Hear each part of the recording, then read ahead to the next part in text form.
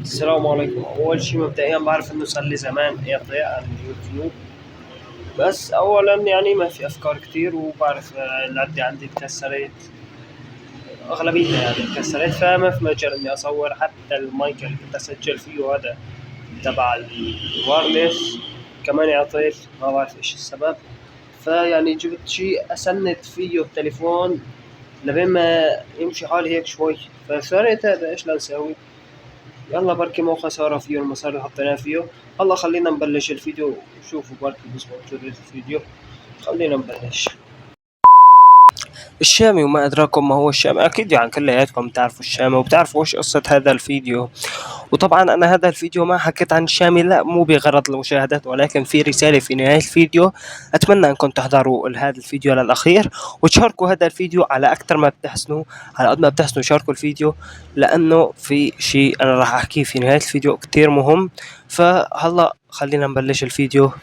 السلام عليكم ورحمة الله وبركاته. معكم رمز برنامج ازاي وسافر الجنبيات. خلونا نوصل هذا الفيديو أكبر عدد ممكن من اللايكات. يا محمد ليش عم تقطع؟ حكيت لكم في بداية الفيديو ليش. فهلا ما بدي كمان أطول عليكم كتير، وكمان أنا ما بنزل فيديوهات بسبب إنه ما عندي أفكار.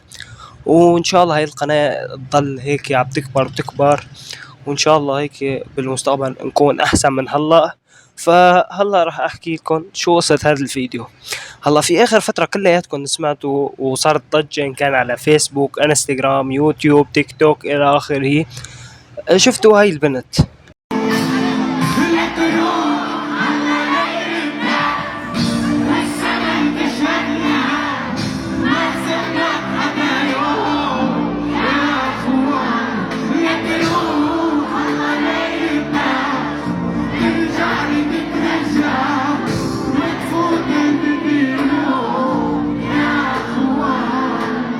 طبعا هاي البنت عم تبكي على غنية للشامي. هل انه الشامي عن جد اغانيه عميقة والولاد في عنده استوعاب لمعاني هاي الكلمات اكثر مننا، ولا ايش الوضع؟ وهي ليش عم تبكي وايش هل عن جد انه بتبكي؟ لا يا محمد، ايش عم بصير معك؟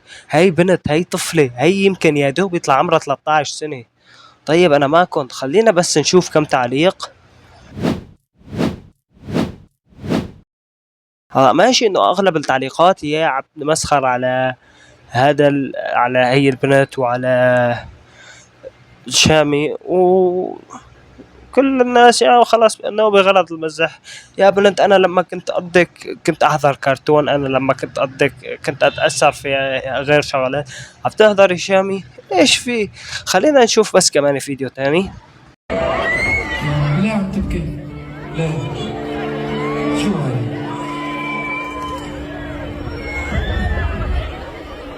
هي انت جايبتي لي اياها؟ تعي عندي. تعي. حلو المنظر من هون؟ حلو؟ حلو جمهوري؟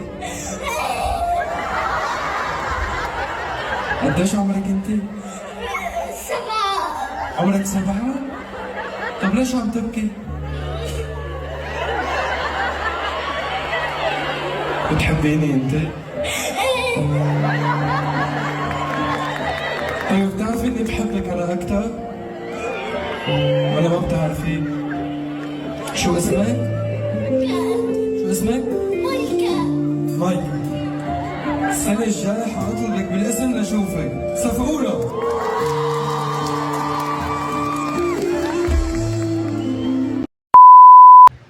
هون الشامي عم بفرجي انه هو الشاب المتواضع، وطلب هاي البنت يلي كانت عم تبكي وطلعت معه على المسرح.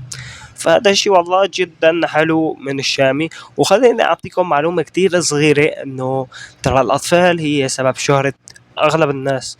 90% من الناس انشهرت من وراء هدول الأطفال. هدول الأطفال يلي حبوا هدول الناس من كل قلبهم. ويعني هو الجيل الجديد هو يلي وعي على السوشيال ميديا مثل يوتيوب، فيسبوك، انستغرام، يوتيوب. الا نحن مثلا على زماننا، زمان الالفينات او التسعينات، الثمانينات، ما كان في شيء اسمه سوشيال ميديا. انا على زماني كنت يعني اكبر طموحي انه ابوي يعطيني تليفون العب لعبة دودة. هي كانت عن جد اكبر طموحي. هي عن جد ولا ما كان لا في لا بنعرف لا انترنت ولا فيسبوك ولا انستغرام ولا يوتيوب. كان نازلين اليوتيوب وما يوتيوب، بس نحن ما كنا بنعرفهم، حتى الانترنت ما كنت بعرفه. وبالنسبة يعني كمان للشامي انه في كتير بنات بتجي لعنده وبتبوسه، بتنط لعنده وبيمسكوا السكيورتي وكذا. انه انتوا شو شعوركم وانتوا عم تنشالوا مثل كيس الزباله من السكيورتي لبين ما الشامي يقول اتركوهم؟ ما بعرف هدول الناس شو شعورهم، يعني انه انتوا رحتوا على حفله انبسطنا وكذا وغنينا حاج، ما في داعي انه تكبروا الموضوع عن حده. ويمكن تتذكروا هذا فيديو تبع ابوس والشامي مكيف عم تبوس، والله عيب. يعني عن جد الفيديو يعني فيه شغلات وعملات بس مو لهالدرجة. طيب هذا الفيديو حكى عنه كتير مشاهير في السوشيال ميديا، مشاهير يوتيوب تيك توك الى اخره. كل المشاهير اغلب المشاهير حكت على هاي الطفلة وراحت انه بكيت وكذا. هذول المشاهير كلياتهم راحوا جابوا هاي البنت وحكوا عنها وانه عم تبكي واي قد اولادي وبيرجع بتبكي على اغاني الشامي ومبصر ايش. طيب انت بدل مثلا ما تحكي هذا الحكي وجاي وعم تنتقده وبنت لسه يا دوب عمرها 12 13 سنة، طيب انت جرب احكي مثلا على اهل غزة. اهل غزة الجوع اللي عم يصير فيهم، الابادات اللي عم تصير فيه، ابادات لحد الان، ابادات جماعية لكتير ناس. يعني هنيك ترى في بشر عايشين معنا على نفس الكوكب، مالهم في كوكب تاني، مالهم بالمريخ، عايشين معنا بنفس الارض. متخيل انه هن كل يوم عم بيتقتلوا وكل يوم يعني قريبا اذا ضلت المجازر والمجاعات ما حيضل بني ادمين هنيك. يعني اصحاب الارض خالصين رايكونوا. والله يا محمد يعني نحن حكينا وسوينا ايه وبعدين؟ ما في وبعدين، ما في خلاص حكيت خليك عم تحكي، خليك مستمر. يعني مو والله حكينا وحاج، لا خليك احكي وخليك مستمر. لانه يمكن انه انت تقول والله انا ما بأثر، لا بتأثر.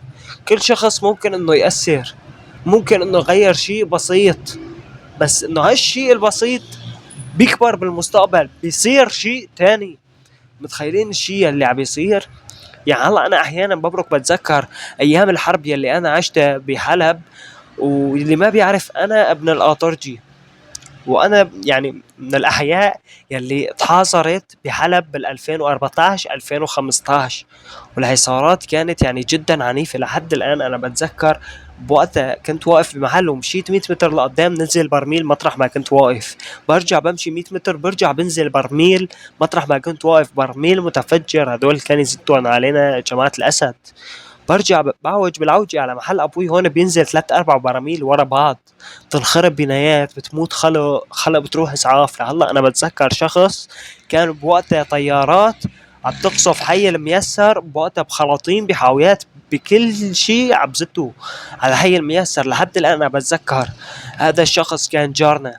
اجى لعنا على المحل، ابوي دخله لجوا قال له بروك هلا خليك، قال له لا بدي اروح اسعف الخلق. راح على حي الميسر، ورغم الضباب يلي صاير من القصف هذا كله فجأة بنشوفه رجع وهو شقف، هو اشلاء على سيارة كانت سوزوكي، رجع اشلاء. متخيلين الشغلات يلي انا شفتها وانا يعني عمري 12 13 سنة؟ فهلا انا عم بقول لحالي انه اهل غزة هذا الشيء اللي عم يعيشوه كل يوم. يعني رغم الحصار وكل شيء بس ما صار في عنا جوع، ما حدا جاع، ما انقطعنا من شيء. صحيح انه لبت الاسعار لبة غريبة عجيبة اكيد لانه الدنيا حصار، ما في اي موارد كانت عم تدخلنا يعني، بس ما حدا جاع. الحصار يمكن انه طول 6 7 شهور بس ما طول كل هالشي. فنحن انه عن جد لازم نحكي لانه هدول بني ادمين، هدول الناس نحن لازم ندعمهم باي شيء بنحسن عليه. فهلا يمكن تكون وضحت لكم الرسالة، وبتمنى انكم تحطوا لايك على هذا الفيديو وتشتركوا في القناة وتفعلوا الجرس وتشيروا هذا الفيديو لقدر المستطاع من الناس اللي بتبعتوا لهم اياها. فان شاء الله الفيديوهات القادمة راح احاول انه اضبط يعني فيديوهات احسن. ومثل ما قلت لكم في بداية الفيديو راحت العدة وافكار ما عندي، اذا عندكم افكار بعتوا لي على حسابي الانستغرام هذا هو، وكمان فيكم تكتبوا لي تحت في التعليقات. فهون بنختم الفيديو، والسلام عليكم ورحمة الله وبركاته.